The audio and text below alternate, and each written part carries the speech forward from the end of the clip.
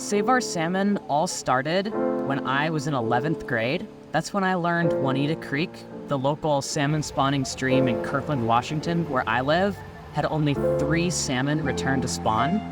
And at the time, I hate to admit it, but I myself didn't even know Juanita Creek existed. Even though the stream was right in my backyard, I had no clue it was even there.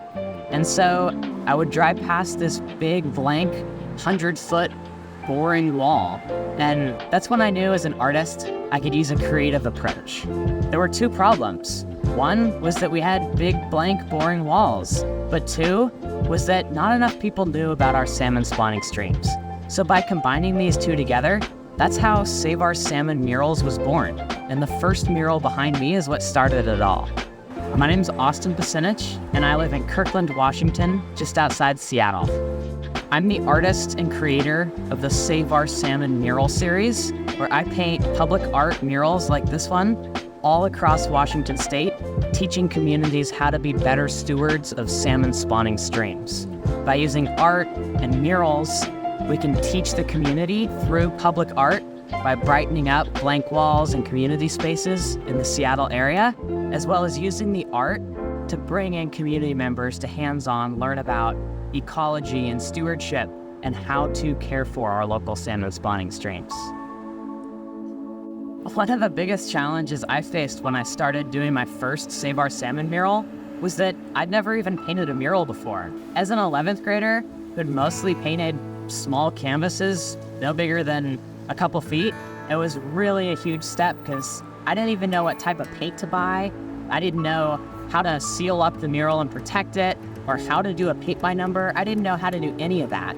And so I was able to reach out to local organizations, Urban Artworks, a Seattle-based nonprofit, where we were able to borrow tarps and ladders and paintbrushes, and Salmon Watchers, which was able to provide us at the very beginning with all the salmon education and docents at our community paint days. And so I really learned the power of bringing together community groups and leveraging all the cool things that people are already doing, bringing that together in an event with something exciting like a mural that brings even more people out to support it, and the power of bringing that all together. But I was just an artist who painted small canvases, and I'd never done any giant murals, let alone a 100-foot mural like this. Save Our Salmon Through Art invests in the next generation by hosting community paint days, where we bring out youth and students from local schools, neighbors, and environmental enthusiasts to all come out together and hands-on paint Save Our Salmon murals. The magic is the community paint day format. We bring out volunteers and neighbors to not only help paint by number the mural, but to learn how to be a better salmon steward and how to get involved in restoration projects to take care of our local salmon spawning streams. And so it's more than just art.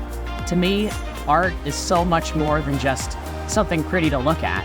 It's the community paint day and the community effort involved, where we can bring together over 700 people so far through these murals to learn about our local salmon. It's so cool seeing the next generation not only excited about art, but excited about our local salmon streams. The power of youth activism is that when I started, I was just a high schooler. I was a high schooler who loved art. And so when I saw a problem like salmon extinction in my backyard, I didn't really know what else to do besides use my own skill of art. And so youth really have a cool, fresh perspective to tackle problems with innovative approaches, like using art to save salmon. A mural can inspire so much more than just the art, and can inspire people to make a difference.